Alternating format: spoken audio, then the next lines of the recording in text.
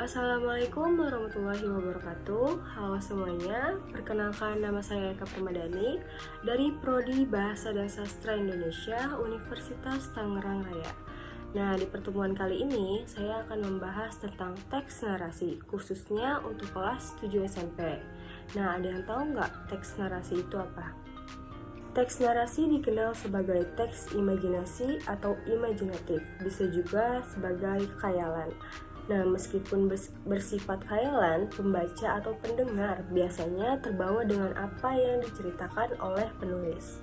Nah, teks narasi dapat diartikan sebagai karangan yang berisi serangkaian peristiwa. Dalam teks narasi, cerita dibuat dengan imajinasi dan didukung oleh para tokoh secara berurutan. Narasi juga dapat diartikan sebagai rangkaian kejadian dari waktu ke waktu, dijelaskan dengan urutan awal, tengah, dan akhir, yang bertujuan untuk menyampaikan suatu hiburan atau pengalaman yang baik untuk para pembaca, menyampaikan informasi atau wawasan, memperluas pengetahuan, dan bisa juga untuk menyampaikan pengalaman yang indah untuk para pembaca. Teks narasi sendiri mempunyai unsur-unsur diantaranya.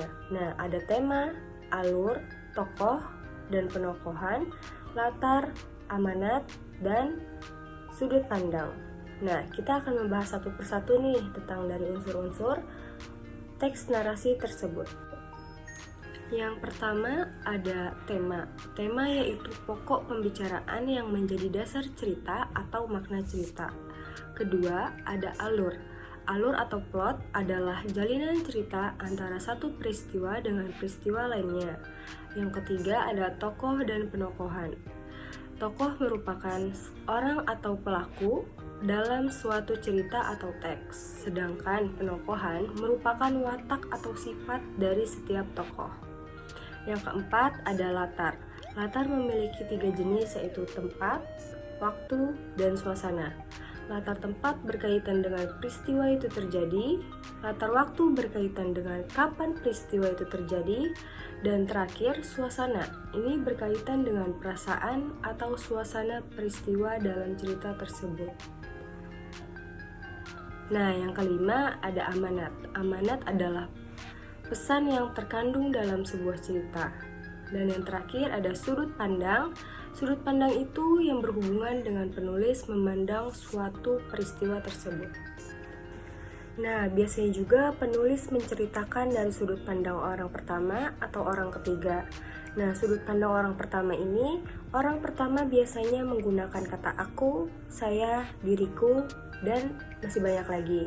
Kalau sudut pandang orang ketiga, biasanya seperti menggunakan kata mereka, dia, atau orang yang tidak ada di dalam suasana tersebut, atau orangnya ada di luar cerita tersebut.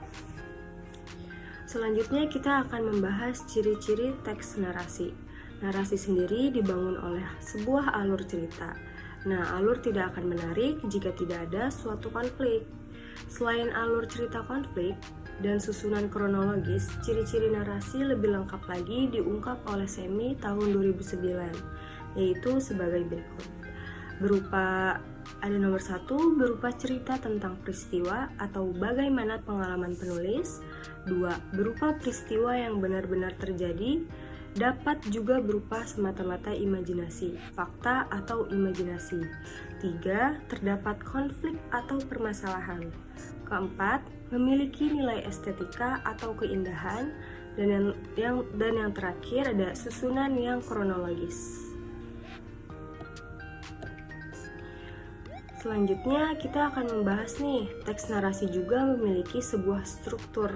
Di antaranya ada orientasi. Orientasi adalah tahap pengenalan dari suatu cerita. Kedua ada komplikasi. Komplikasi biasanya muncul banyak permasalahan di dalamnya. Nomor 3 ada resolusi. Yang ketiga ini resolusi adalah tahap penyelesaian masalah. Yang keempat ada koda. Nah, bagian ini adalah penutup dari sebuah cerita yang berakhir dengan kisah menyenangkan atau sebaliknya.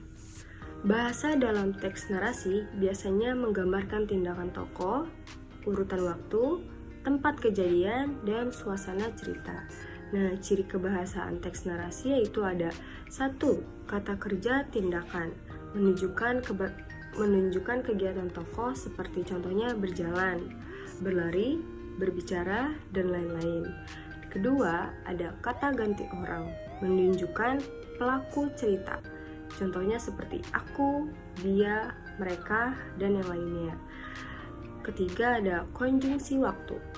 Ini menghubungkan urutan peristiwa. Contohnya, kemudian, setelah itu, akhirnya. Keempat, ada keterangan waktu dan tempat. Ini menjelaskan kapan dan di mana cerita terjadi. Contohnya di pagi hari, di sekolah, dan lain-lain. Di nomor 5 ada kalimat langsung dan tidak langsung untuk menyampaikan percakapan antar tokoh. Nomor 6, yang terakhir ada kata sifat, yaitu menggambarkan tokoh, suasana, atau kejadian. Contohnya baik hati, sedih, gembira, dan lain-lain. Nah, ciri kebahasaan membantu teks narasi menjadi lebih runtut, menarik, dan mudah dibayangkan oleh pembaca. Sebelum saya tutup, ada cara menyajikan gagasan teks narasi, yaitu pertama, kita perlu menentukan ide, kedua, menciptakan tokoh, ketiga, menentukan latar, keempat, menciptakan alur, dan terakhir, mulailah menulis. Sekian pembahasan materi tentang teks narasi kali ini, semoga dapat bermanfaat, dan terima kasih.